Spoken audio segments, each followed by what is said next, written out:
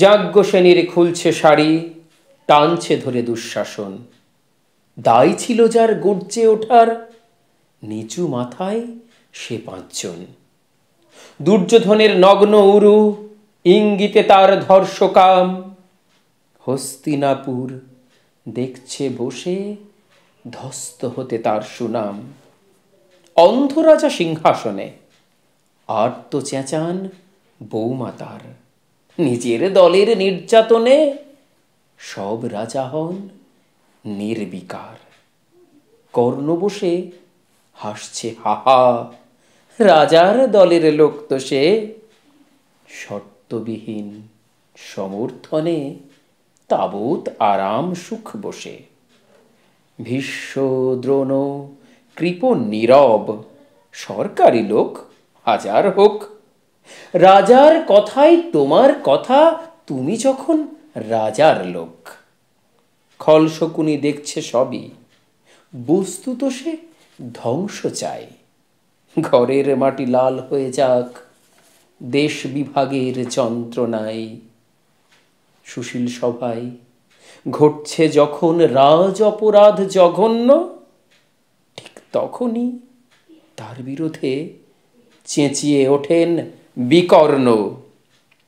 বিকর্ণ নন কেউ কেটা লোক, 100 ভাইয়ের একজনা। তেমন করে এর আগে কেউ তার কথাটাই জানতো না। জাতুগৃহে কারেননি রা, অন্তত তা নেই লেখা। ভীমকে যখন বিষ খাওয়ালো, তখনও তার নেই দেখা।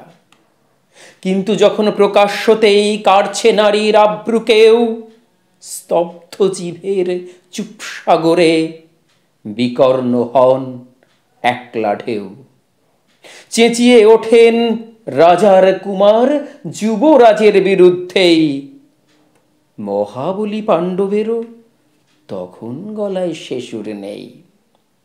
রাজাও যখন নীরব থেকে সাই দিয়ে যায় ধর্ষণে, ঠিক তখনই সমস্ত যুগ বিকর্ণদের সর্ষণে।